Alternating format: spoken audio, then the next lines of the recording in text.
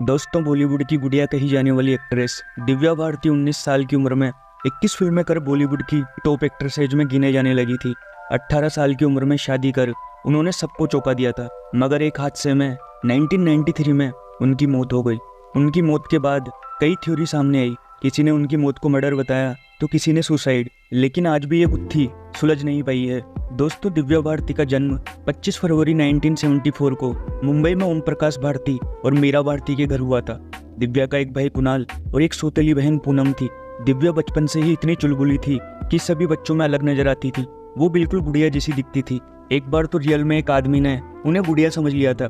दरअसल एक बार उनकी माँ ने दिव्या को कार के बोनट पर बैठा दिया और कार में सामान रखने लगी। तभी बगल से गुजरे एक आदमी ने पूछा कि उन्होंने बोनट पर बैठी गुड़िया कहाँ से ली है। तब उनकी माँ ने हंसते हुए जवाब दिया कि वो गुड़िया नहीं बल्कि उनकी बेटी दिव्या है। पढ़ाई की बात करें तो दिव्या इसमें बिल्कुल कमजोर थी। जैसे तैसे करके वो बस पास हो जाती थी। यही एक बड़ी वजह रही कि उन्होंने पढ़ाई छोड़ एक्टिंग में आने का फैसला लिया। हालांकि हिंदी, मराठी और इंग्लिश भाषा पर उनकी पकड़ बहुत अच्छी थी। जिस एक्टर से दिव्या पहली बार मिली थी वो अमिताभ बच्चन थे। बिग बी से उनकी मुलाकात उनके पिता ने करवाई थी। इस मुलाकात के बाद दिव्या अपना हाथ नहीं धोना चाहती थी, क्योंकि उन्होंने बिग बी से हाथ मिलाया था।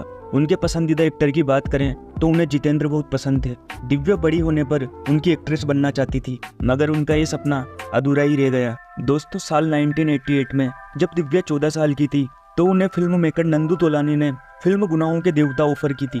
इस फिल्म से वो फिल्मों में एंट्री लेने वाली थी, लेकिन उनके पिता ने उम्र का हवाला देकर मना कर दिया। बाद में उनकी जगह संगीता बिजलानी को कास्ट किया गया। इस बात को कुछ ही दिन बीते थे कि एक दिन लाइब्रेरी में गोविंदा के भाई कीर्ति कुमार की नजर दिव्या पर पड़ी। दिव्या को देखते ही वो उनकी खूबसूरती पर मोहित हो गए।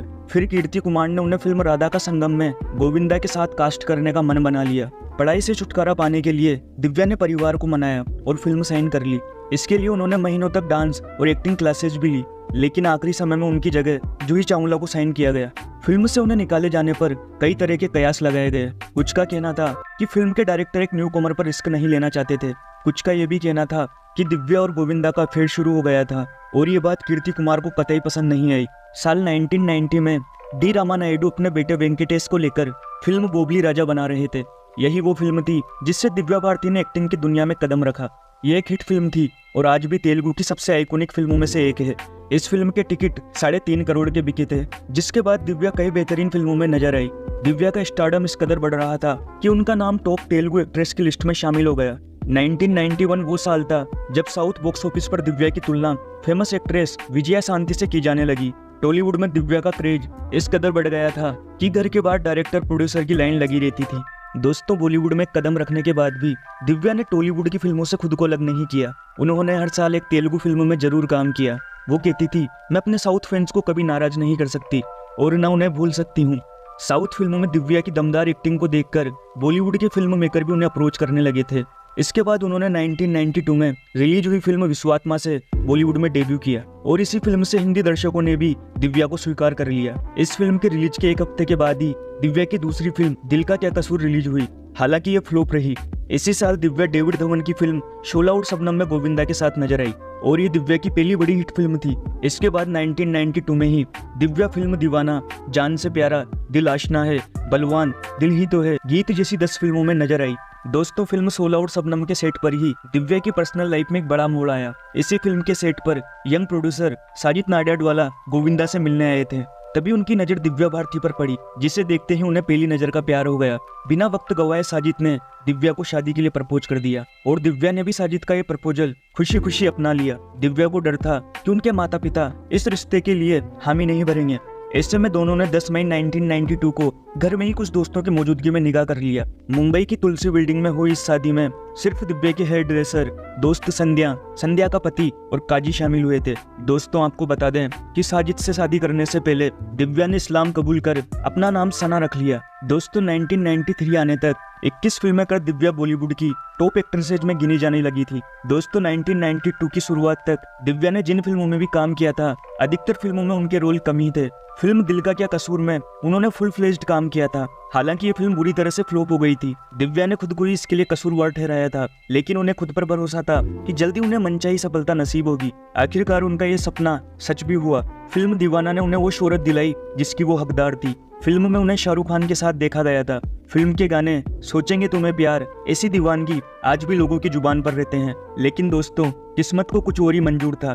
5 अप्रैल 1993 को दिव्या ने इस दुनिया को अलविदा कह दिया। दोस्तों, 5 अप्रैल 1993 को दिव्या हैदराबाद से मुंबई दोपहर बाद लौटी थी और उसी दिन उन्होंने अपने फ्लैट की डील को फाइनल किया था। और इस डील से वो बेहद खुश थी, क्योंकि उस समय वो वर्सोवा के तुलसी अपार्टमेंट के 5वें फ्लोर पर किराए के फ्लैट में रहती थी, जिसे उनके पति साजिद नाडियाडवाला ने उन्हें दिलाया था। घर की डील हो जाने की वजह से वो बेहद खुश थी, इसीलिए उन्होंने अगले दिन की शूटिंग को टाल दिया। तभी शाम को अचानक उनके पास फैशन डिजाइनर नीता का कॉल आया कि वो फिल्म आंदोलन की ड्रेस को फाइनल करने के लिए उनसे मिलना चाहती है। दिव्या और नीता बहुत अच्छी दोस्त थी और उन्होंने कई सारी फिल्मों में दिव्या की ड्रेस को डिजाइन किया था। शाम को नीता अपने पति श्याम के साथ दिव्या के घर आई। इसके बाद दिव्या, नीता और उनके पति श्याम ड्राइंग रूम में बैठकर ड्रेस को फाइनल करने लगे। वहीं किचन में नौकरानी अमृता, जो दिव्या को बचपन से ही जानती थी, वो मेहमानों के लिए खाने का इंतजाम कर रही थी। इधर ड्राइंग रूम में बैठे तीनों शराब पी रहे थे। देखते ही देखते रात के 11 बज गए। तभी दिव्या उठकर किचन में गई और वहां पर 12 इंच की खिड़की पर बैठने की कोशिश करने लगी। तभी अचानक वो 5वीं मंजिल से नीचे गिर गई। वो जैसे ही गिरी, उनकी नौकरानी तेज तेज चिल्लाने लगी। तभी ड्राइंग रूम में बैठे नीता और श्याम भी भागकर नीचे गए। इसके बाद दिव्या को पास के कूपर हॉस्पिटल में ले जाया गया। अस्पताल ले जाते वक्त दिव्या जिंदा थी, लेकिन वहां पहुंचने पर उन्हें मृत घोषित कर दिया गया। गौर करने वाली बात तो ये भी है कि उस खिड़की पर कोई ग्रिल नहीं लगी हुई थी। खिड़की के नीचे पार्किंग लॉन था, जहां पर रोज गाड़ियां खड़ी रहती थी, लेकिन उस दिन एक भी गाड़ी नहीं खड़ी थी। दोस्तों, दिव्या की मौत की खबर पूरी फिल्म इंडस्ट्री में फैल गई। जहां कुछ लोग इसे सुसाइड बताने लगे, वहीं कुछ लोगों ने इसे मर्डर बताया। निधन के बाद इस मामले की पूरी जांच वर्सोवा पुलिस स्टेशन के अधिकारियों ने की। पोस्टमार्टम रिपोर्ट में यह दावा किया गया कि दिव्या की मौत महज एक एक्सीडेंट थी। उन्होंने बहुत ज्यादा शराब पी ली थी, जिस वजह से वो खुद को संभाल नहीं पाई और खिड़की से नीचे गिर गई। 7 अप्रैल 1993 को दिव्या का अंतिम संस्कार मुंबई के विले पार्ले में हुआ था। कई लोगों ने यह दावा किया था कि दिव्या लंबे समय से डिप्रेशन में थी। वजह ये थी कि उनके पति साजिद का नाम अंडरवर्ल्ड से जोड़ा जा रहा था, जिस वजह से वो बहुत परेशान रहती थी। वहीं शादी के बाद सास के साथ उनके रिश्ते भी खास अच्छे नहीं थे और इस बात से उन्हें बहुत दुख होता था। ये भी कहा जा रहा था कि अगर उन्हें सुसाइड करना होता तो वो उसी दिन क्यों अपने घर की डील फाइनल करती। उनके भाई और नौकरानी ने बताया था कि वो मौत के दिन सुबह से ही बहुत ज्यादा खुश थी। फिल्म इंडस्ट्री के कुछ लोगों का ये भी कहना था कि दिव्या का मर्डर हुआ है। जब इस एंगल से केस की जांच की गई, तब पता चला कि जिस खिड़की से दिव्या की गिरकर मौत हुई थी, उस खिड़की में ऑटो स्टॉपर नहीं लगे थे, जबकि उस बिल्डिंग की सभी खिड़कियों में ऑटो स्टॉपर लगे थे। दोस्तों, पुलिस इसके बाद 5 साल तक जांच करती रही।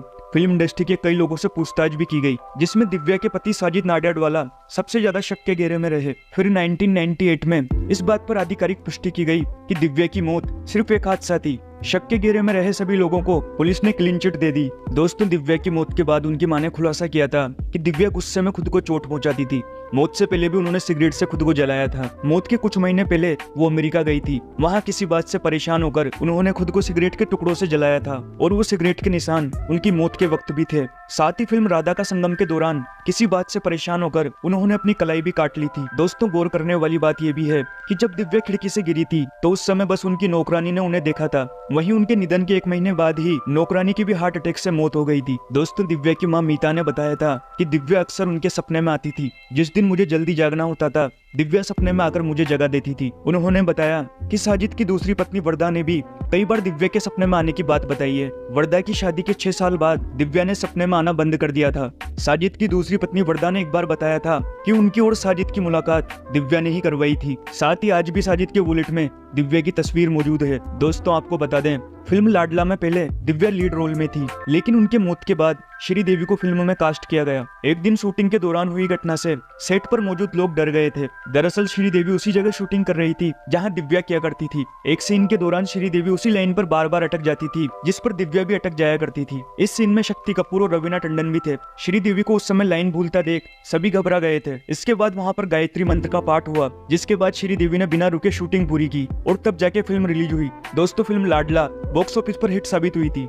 तो दोस्तों, आशा करता हूँ कि इस वीडियो से आपको कुछ जानकारी जरूर मिली होगी। तो वीडियो को लाइक करना और चैनल पे नए हो तो चैनल को सब्सक्राइब करना। Thank you.